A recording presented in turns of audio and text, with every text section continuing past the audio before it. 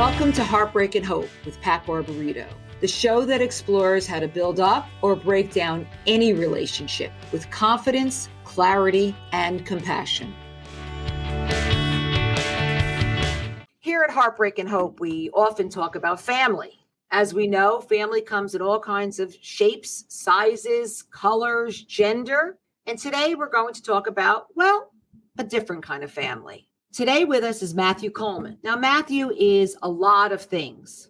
He's an excellent family law attorney. He's a son, a brother, a friend, a wonderful colleague, and a husband. Also with us is Brendan Sullivan. Brendan's lots of things too. He's a college administrator and associate director at NYU. And I think his proudest accomplishment, maybe, is being Matthew's husband. Now, Matthew and Brendan recently expanded their family through transracial adoption of their beautiful 15-month-old son, Peter. They join us today to talk to us about their life as they wear all these different hats and all these different roles. So welcome, Matthew. Welcome, Brendan. Thank you for having us. Hi. Hi. So, Matthew, I remember a conversation that I had with you some time ago, and you shared with me your earliest memory of your awareness of your sexual orientation. Would you share that with our audience? Absolutely. I'm happy to talk about it. When I was probably about 12 or 13 is when I really started to understand what being gay meant and was able to apply that label to myself. One of my earliest memories is when I realized that I was gay. What that meant to me was, oh, you're never going to have a family. Because at the time, I'm a little over 40, being gay meant that you were never going to get married. You were not going to have children. That wasn't in the cards for me. That was my first impression about what it meant to be a gay man. I didn't have any role models growing up in that regard. I didn't have any out gay people around me. So my only impression about what it meant to be gay was from some caricatures you might have found in Hollywood back then. And it meant sadness, at least to some degree. Was it confusing to you? It was confusing in a sense that I didn't have anyone to turn to, really, at that young age to kind of figure out what it meant and what it was going to mean for me. And so I kind of filled in all the blanks with all the worst things you could possibly imagine. For instance, that a family was not something that was going to happen for me. There was no happily ever after for people in our situation. And it took a while to kind of grow up and mature past that and figure out that that wasn't necessarily true and that there are always ways in which gay people have had relationships one way or the other, whether or not that was something that was codified by the state or, socially acceptable in certain respects. But it took a while to kind of get there. Let's go back to that 12 or 13-year-old boy. First, I'm surprised that at that age you had an awareness or a consciousness of wanting wanting a family, wanting children.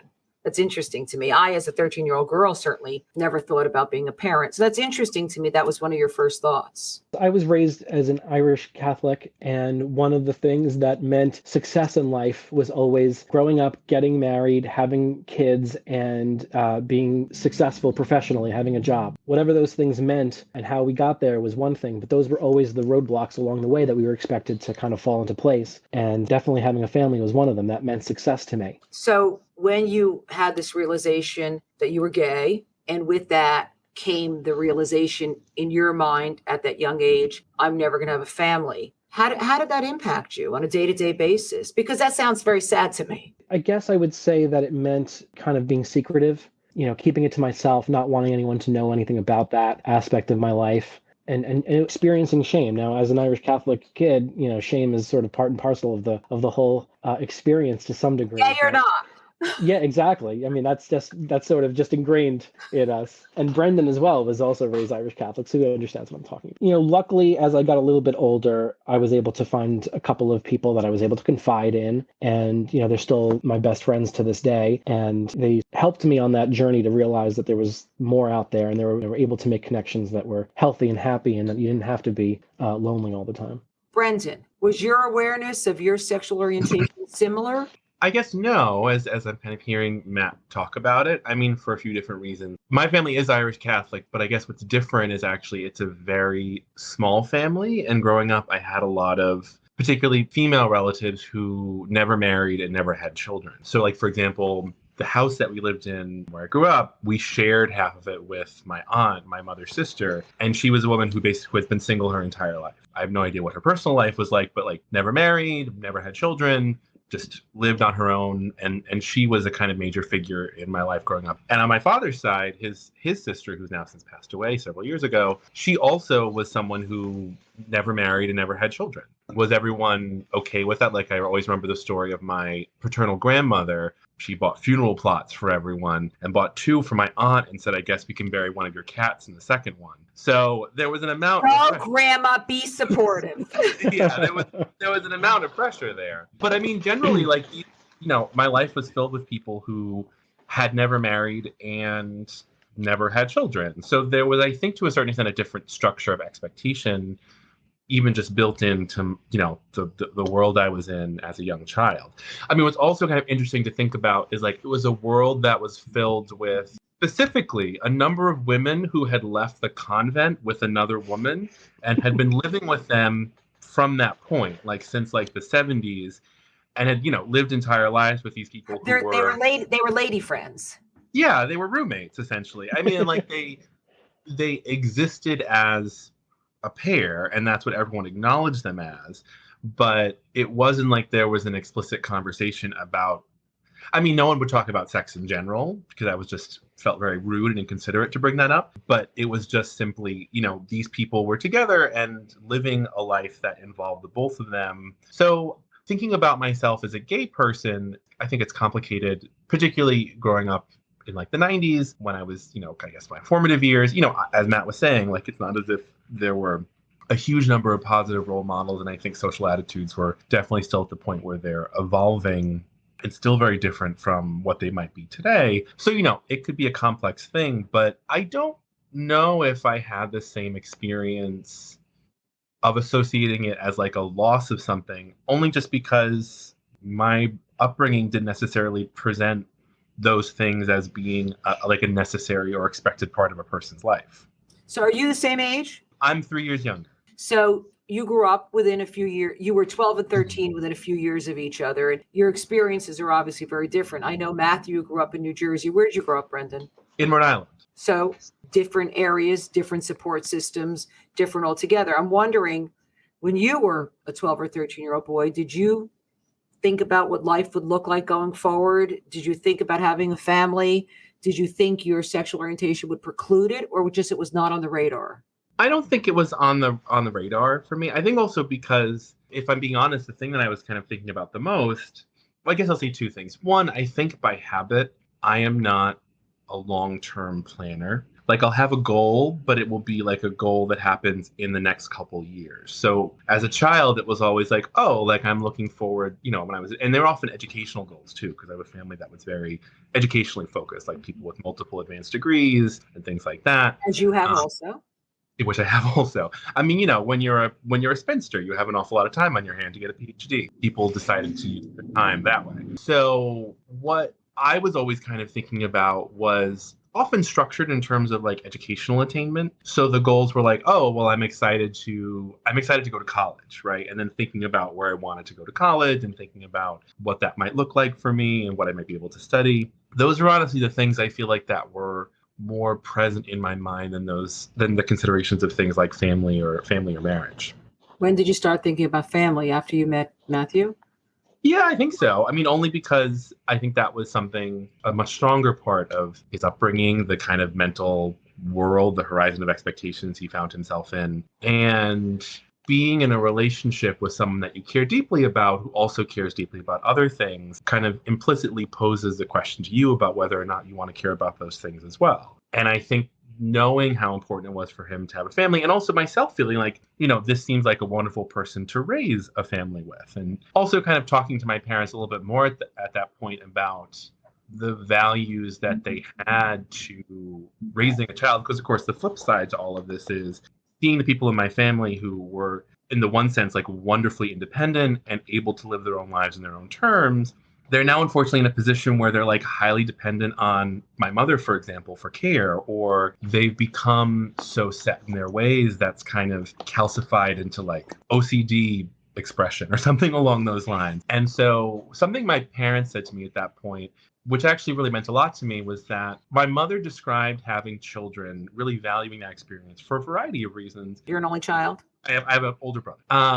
My mother described that one of the values of having children, obviously there are many, was that it helped make her less afraid of the world around her. My family, like every Irish Catholic family, deep-seated anxiety that no one really knows how to deal with properly or took some time to deal with properly. And with many of the people in my family who didn't necessarily have children, it's easy as you age, that's at least my impression, like, to see the world as something much scarier and much more unfamiliar than it was 10, 20, however many years ago. But what my mother said is seeing her children kind of out in the world and, for lack of a better term, surviving, maybe more positively flourishing, it helped her realize that some of those fears, many of those fears, were more about her than about something inherently fearful that needed to be feared. A kind of microcosmic example of that is my mother used to be fully terrified of New York City. Like, she wouldn't even drive through New York City. I think it's because one time we drove through New York City on family vacation and there was like a car burning on the side of the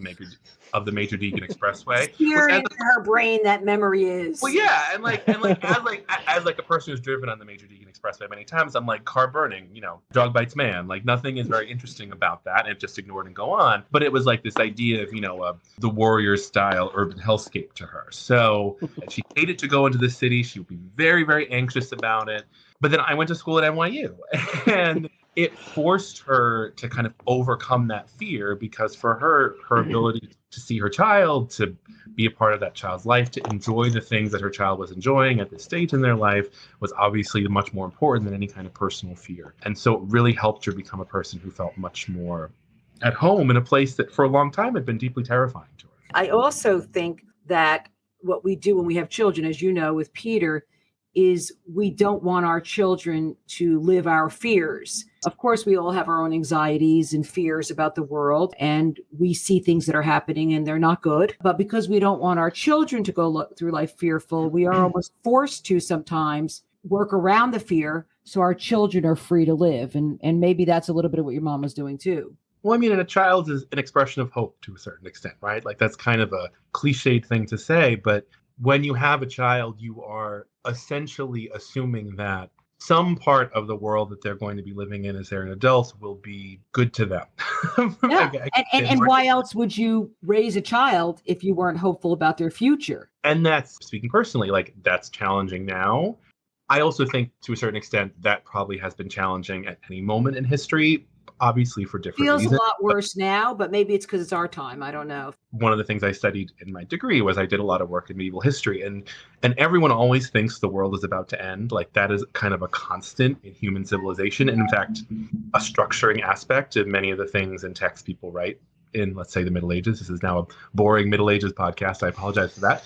But you see in that the constant assumption that everything right now is as worse, as horrible as it could possibly be, and that it's obviously a suggestion that the world's going to end. That manifests in different ways. We understand that in a way that maybe uses more the language of science or the language of geopolitical events in a different way than someone might have centuries ago. But I think there is also a certain trait in the human mind to assume that things are as terrible now as they're ever going to be. This is a whole tangent. But it's a very interesting perspective. It's actually, I find it comforting personally to hear you say that, because it is hard to be hopeful now, but I suppose this has been going on for a very long time. So that's actually a comforting thought. So here you are, understanding history, married for almost 6 years with a little boy that we'll talk about in a little while. So if that's not a sign of hope, I don't know what is. I do know, though, it wasn't always that way. I know, Matthew, when you were in law school, wasn't it that New Jersey addressed the issue of same-sex unions, marriage, civil unions, and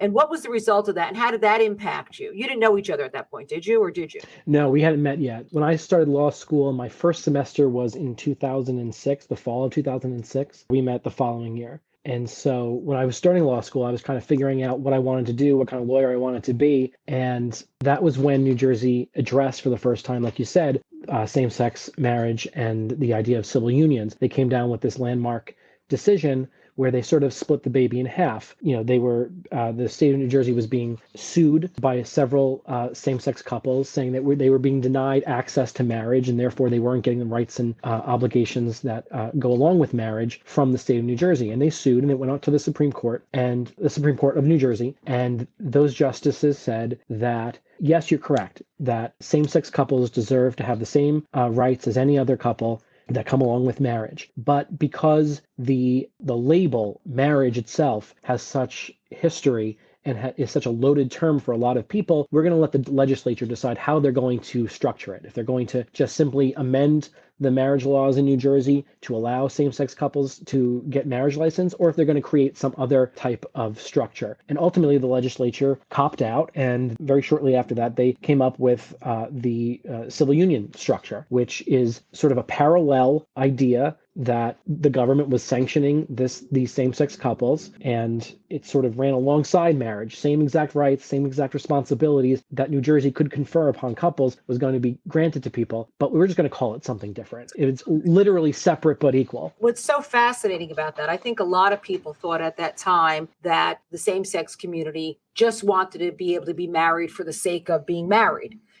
It was sort of some abstract desire. But in reality, it's very important for marriage. It was very important. It remains very important for marriage to be recognized on a national level. It's not just to have a wedding or a party, because there are very practical impacts. So let's talk about some of those. So absolutely. Civil union doesn't give you, let's go through the list. Let's start with Social Security.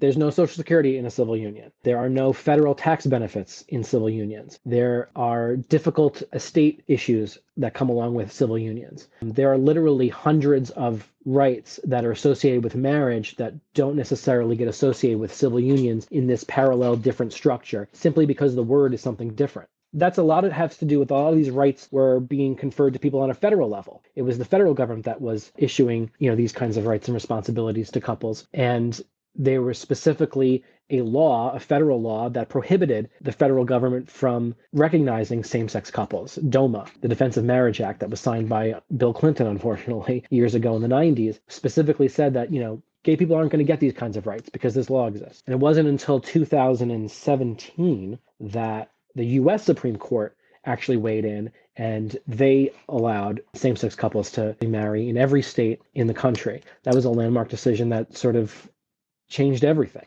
But before that, different states were permitting marriage. But if the state permitted it, and nationally it was not permitted, if you were able to be married in California, New York, and I know people were going to these states to get married, wasn't it sort of an empty marriage in the sense of benefits? Because you still couldn't get national benefits, Social Security, tax benefits, et cetera, et cetera. So how did that work? Absolutely. And it really wasn't until states started to allow certain benefits under their own, state constitutions to be conferred upon these couples that it really became a mishmash, a real confusion for everybody. Yeah. For instance, if you lived in New Jersey and you were permitted to marry eventually, you were in a civil union, you could get state tax deductions for that relationship, but you'd have to file a separate tax return saying that you were single at a federal level. So literally, gay people were trying to do their taxes and would have to do like 3 or 4 sets of taxes just to get it done. Well, because New Jersey didn't have the power. The states don't have the power to confer federal benefits. The same thing with Social Security benefits. Exactly. And on and on and on. And I don't know if everybody understood the legal implications of that. It was confusing. It was a mess. Yeah. And I will say New Jersey took a crack at it with civil unions, but even though from New Jersey purposes, the same rights and responsibilities were there for civil unions and for marriages, in practical terms, it wasn't always equal. Just on your day-to-day life. We're not talking about federal benefits now. We're just talking about in New Jersey. For instance, if I was in a civil union and my partner were in the hospital, and I went to that hospital and I wanted to see my partner, you had to hope that the low-level nurse or whoever was at the reception desk understood what a civil union was, because it's not the same kind of socially acceptable understanding that you have when you say, oh yeah, that's my husband, I'm married to that person. Okay, great. I understand what that means. But for a lot of people, civil unions, it sounds like something completely different. I'm not sure if I'm allowed to let you in. And suddenly you're being denied something that you were supposed to be granted under the New Jersey landmark decision in 2006. So when those kinds of things became more apparent, that is when people went back to New Jersey Supreme Court and was suing again to have that lifted and to say that no, marriage, civil unions are not enough. We need to allow same-sex couples to marry. So was it that New Jersey decision that while you were in law school and the courts dealing with civil unions versus marriage state by state, is that what led you to want to focus on family law? Did that impact your thoughts about becoming a family lawyer? Yeah, it was really one of the reasons why I started looking into family law as a career path, because I just was fascinated on a personal level, but also on an intellectual level, how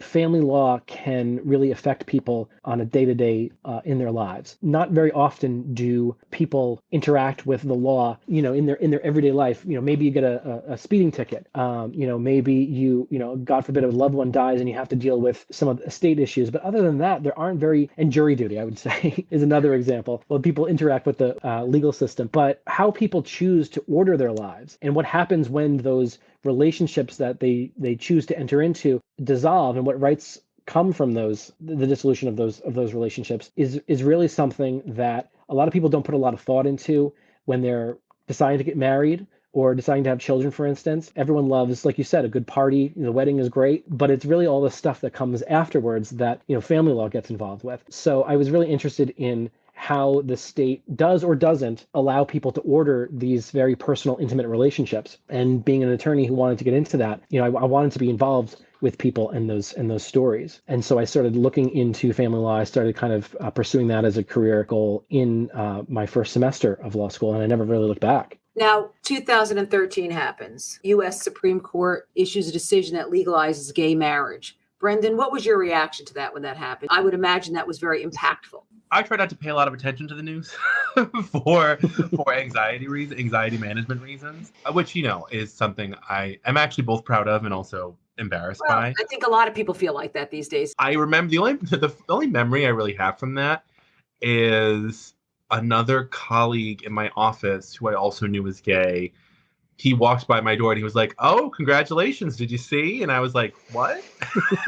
And then I was like, "Okay, yeah, great." And that was kind of it. Well, marriage wasn't first and foremost on your mind at that time also. Yeah, I guess marriage hadn't been a thing that I was necessarily thinking about. I mean, at that point, Matt and I had been dating for a while, right? Yeah, we'd only been together for 5 years at that point? 5 years, I think. I'm very year to year. That's how I try to live my life. I think, obviously kind of getting to know Matt a little bit more, the importance of marriage as an institution was something that was very much something he and his law school friends had many very interesting conversations about. And so I had more of a sense of that. But again, I was coming from a place where I was like, well, if I am, for personal reasons, if I am married, if I'm just in a relationship with someone that lasts for a long time, again, there have been models in my life for people living that way. And so the stakes personally always felt lowered.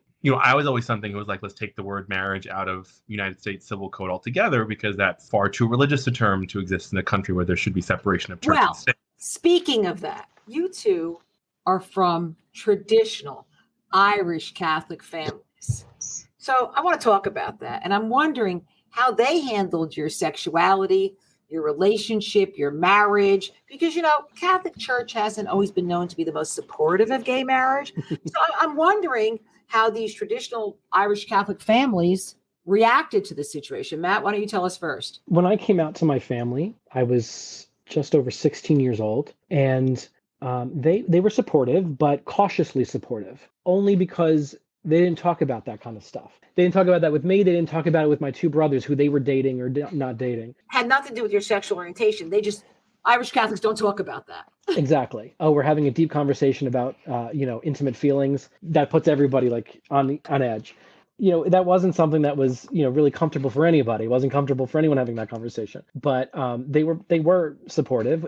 But afterwards, it wasn't something we talked about necessarily in the direct aftermath of my coming out. It was just something that existed, and we didn't mention it again for a while. But that slowly changed over time. They became much more open and understanding, and we all started talking about, not just my sexuality and relationships that I was having, but I think, my family as a whole. I think part of it is just growing up and being a little more adult and being able to have more adult conversations with your parents, and it's a little less awkward, trying to explain dating and relationships when you're a teenager. But I like to think that starting that conversation kind of opened and changed some of our personal relationships within the family. I had the privilege of being at your wedding, and I saw both of you dance with your moms.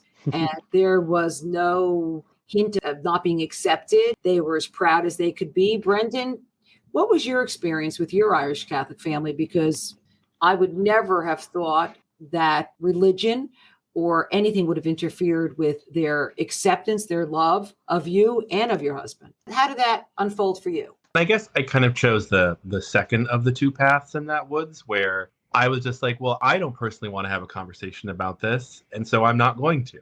Where I never kind of had like a structured or official coming out conversation with my parents, bending to that kind of impulse that you described, Pat, where it's like, I wouldn't want to talk to my parents about having anything going near sexuality, regardless of what my sexuality was. So I'm simply not going to do that.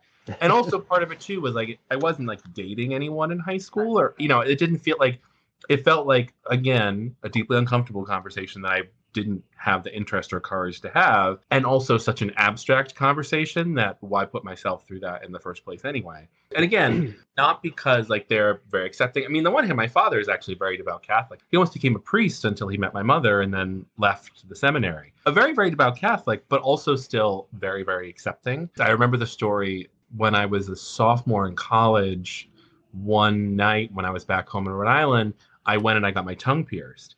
And then he saw it and he was like, my mom was delighted. She called me a hot sketch, which is what she says when she's delighted, because I guess she's a character from a 1920s radio play. But my father was kind of like, looked at me and he was like, someone gave me good advice where it was like, would you rather be angry at your child forever or just have, appropriate priorities in terms of what you really want to use? I call that choosing your battles. I choose my battles. He was like, I'm not thrilled about this, but also I love you. And again, it's different from being gay, because it's never the sense that I got that they, were not thrilled or had some opinion either way. But it was only really a conversation we had in any kind of sense once I like had boyfriends or had people that I was going to have them meet or things like that. And in those situations, it was always kind of immediate acceptance. Just for the record, and for your podcast listeners, Brendan does not currently have a pierced tongue, just so you know. Good to know. I look forward to the first time Peter comes home with something like that. I can't wait to hear about that, because who knows what it's going to be when he's older too. God can only. Yeah. Right? But you probably will do what your father did, as we all do. We choose our battles. We steam. We don't sleep for a couple of nights, and then we get over it because loving our children is more important, right? So I'm wondering how your father felt about marriage in light of his Catholicism. Well, I think, and this is also an important detail, my son is actually named after my father, which I think is to me a little bit saying like, I know things haven't turned out exactly the way that you imagine, but so I'm going to name my son after you. My dad views his religious beliefs as a very personal thing. Like, he's not necessarily the person who's like, I feel like it's my job to make everyone else be a good Catholic. He's more like, my Catholicism is something that helps me make sense of a world that often doesn't make sense. And so it's the place I find a certain reason, a certain logic to why things are happening, how things might happen, the value of certain things happening and certain things not happening. What a lovely thought that would be if everybody could do that. Before we talk about the light of your life, little Peter, I want to hear who proposed. How'd that happen? I was told that somewhere along the line that I was supposed to propose to Brendan. I don't know why, but that was something that Brendan made very clear, that if you wanted to get married, you're going to have to propose to me at some point. And so I did. Was it a surprise? I tried to surprise him. It was actually on his birthday. He had scheduled a party for himself where he was going to have all of his friends come to, a bar and get together and have drinks. And so I decided to commandeer that. And I met him after work, and I walked him over to the Hudson River, and we sat on a park bench, and I proposed to him there. And luckily he said yes. And then I told him, oh, and by the way, your birthday party is really an engagement party because all of your friends are coming for that reason, and they're all going to be there. And even your friends who were out of town who weren't going to be there, and your parents, they're all going to be at that bar. Everybody knew. Everyone knew it was going to happen. So I was like, if he doesn't say yes, it's going to be the most depressing birthday in the world and the saddest party. But then we went to a nice dinner beforehand, and then we met everyone up for a little celebration, and it was great. Never have my own birthday party. Well, wait, I want to know, was the requirement that he proposed because marriage was more important to him, or you just wanted to play hard to get? I just think I think it was probably two things. One, I don't think I would have the ability, knowing myself, I would have the ability to plan something like that successfully. Like I would be the person who would just like say to Matt, like, do you want to get married? And then we would get married. And I also feel like that experience, knowing Matt, I think that experience is would be disappointing to him. Like, for example, the way we manage Christmas presents, I want Matt to tell me exactly what he wants, and then I will get that for him. Matt wants to guess what I want. I want to be surprised, and I want him to be surprised. That's what the present is. That's why we wrap it up. That's the yin and yang of this relationship. That's why you've been married forever, because you have that balance. I believe that. Oh, that's a lovely story, and I thank you for sharing it. Did you think when he proposed someday we're going to be parents? It's funny. So he met me in my office, which made sense because we had this birthday party at NYU. And then he was like, well, let's go for a walk. And I was like, okay, let's go for a walk. And I assume he might be going, because we had also a place we were going to go to dinner beforehand anyway, that was nearby the bar that we were going to in the West Village. And we kind of walked past that and we kept walking towards the water. And I started thinking to myself, like towards the West Side Highway, I was like, well, he's either going to drown me or he's going to propose to me. And luckily he proposed to me. So, but it was kind of thing, like it started to dawn on me that was happening.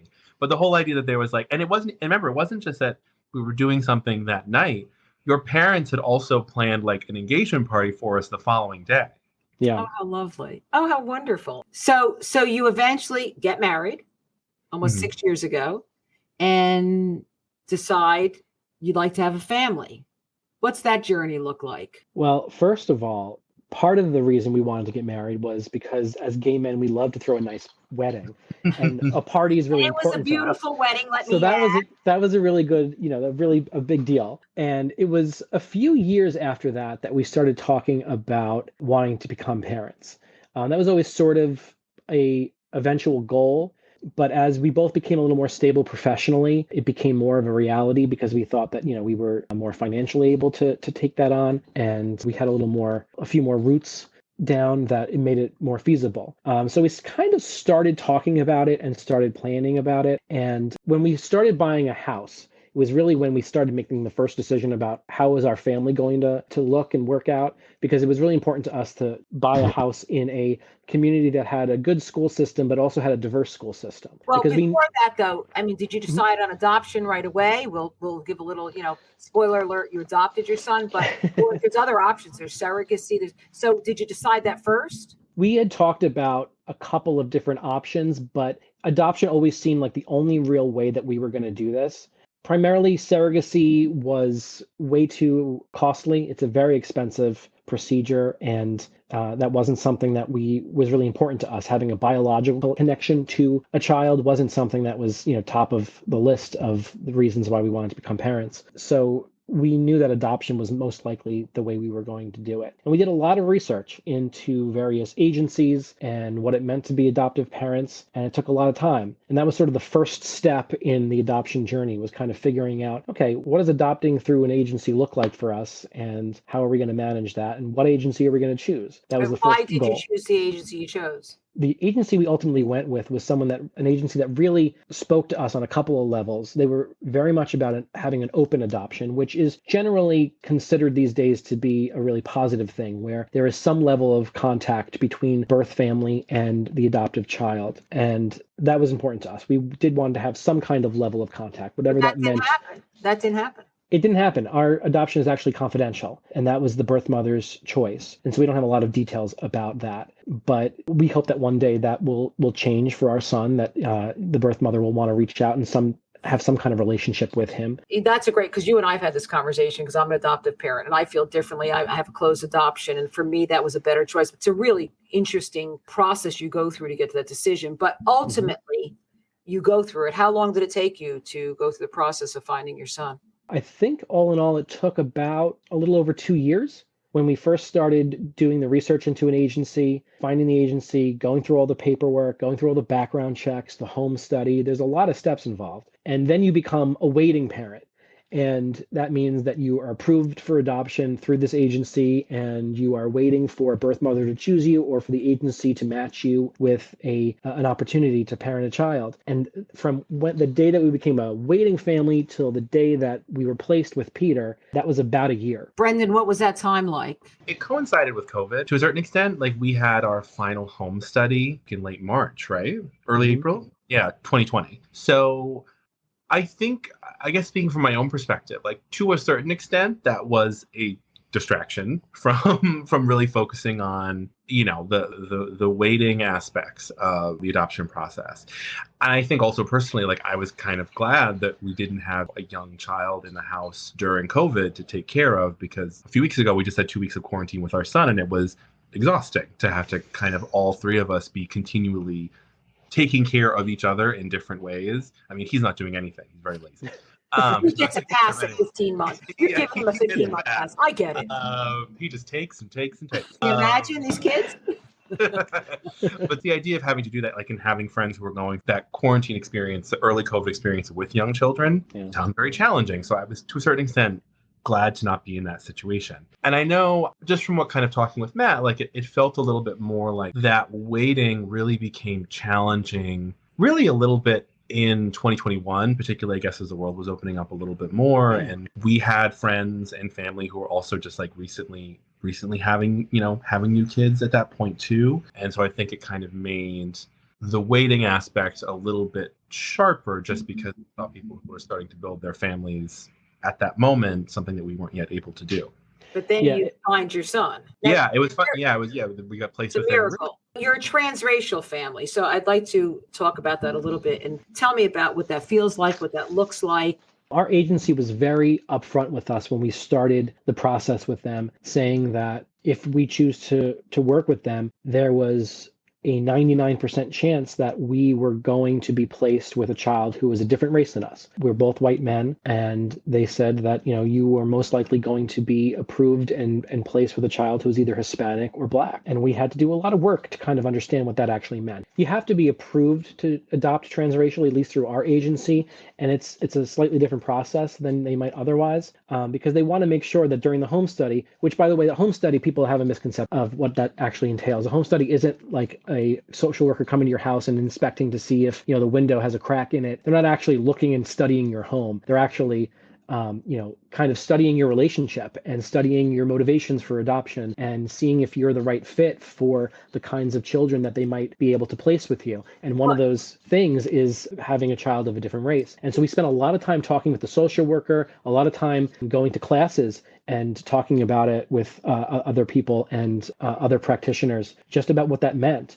We say that we planned to adopt transracially from a while ago because, like I said, when we bought our house, we wanted to make sure it was in a diverse community. That was one of the big things for the agency. Are you in a community where this child is going to have access, have experiences, have other older families in the area that are going to look like him, or other families that are going to look like our family, meaning that, there's people of different races within the same family. And that was pretty much a given for where we wound up buying our house. So that was one good thing in our corner. As you know, my youngest daughter is Mexican. And I remember when we were going through the adoption procedure, maybe 24, 25 years ago, one of the aspects of the home study was making sure our respective families were okay with, because we were open to a transracial adoption. One of the things was they wanted us to talk to our parents, our families, our sisters or brothers, to see if they were okay with it. And I thought that was so interesting because it really was a non-issue to us, but I think it's a really positive thing that agencies understand this could be an issue. Yeah, absolutely. It's one thing for Brendan and I to decide to adopt transracially and become a transracial family, but it also means that my parents and my brothers and the people who are already in my family are also becoming a transracial family because they need to understand what that means. And we had to have a conversation with our parents to say, you understand, Mom, if you're going to be, walking pushing the carriage and it's just you and Peter walking up the street, you're going to look different than him. And what does that mean for you? And are you going to be prepared for that? And, luckily our parents have been nothing but supportive. They've been so enthusiastic about that. It's not something that you can avoid. It's not something that you can't talk about. Right. So Brendan, your parents had to talk about it. Yes. as opposed to everything else. When you bring a Black child into a very white Irish Catholic family, you have to talk about it.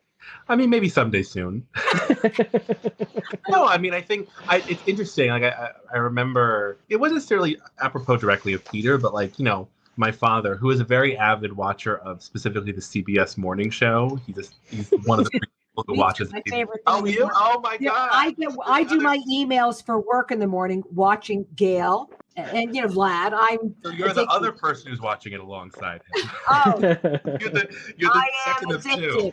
You're the two people. You're my friends. But he was talking about like a segment they had about, because he was an elementary school teacher an elementary special needs teacher for all of his career, and he was in a segment. I think it was about teaching ideas of race in classrooms, and it was teachers talking about like the tools they're using to help kids understand even complex issues like privilege, like racial difference, in a way that is maybe definitely different from the way that he might have known how to teach that in the 90s, the 80s, whenever he was teaching.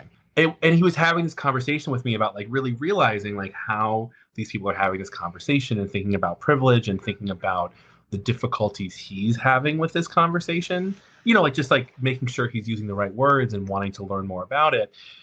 And it wasn't, again, directly in reference to my Black child, but it was clearly something he was becoming more aware of because he was thinking about race in a different way because of the way that his family had changed. Look, you turn on the news, you read the paper.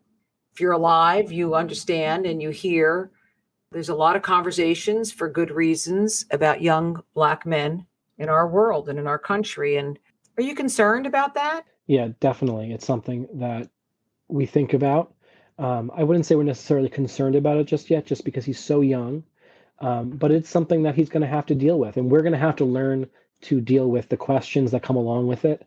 Like I was saying to you, Pat, the other day, that, as two white guys who have to have the talk with their Black son, it's a different talk than what other families might be thinking. It's not about the birds and the bees necessarily, although I'm sure we'll have to talk about that eventually too. But, it's going to be about, how to navigate the world, as a Black, young man in a world that kind of looks at him and has an automatic assumption about who he is or what he is, or have an implicit bias about, what kind of danger he might pose to other people just for simply, driving down the street. It's sort of a heartbreaking thing to have to consider. It's something that we have to learn to deal with and something that we have to prepare for. And that's one of the things that we are learning, is that this is an ever evolving relationship and process, making sure that as a transracial parents, that we are educating ourselves as we go along and preparing ourselves to have age-appropriate conversations with him at all different stages.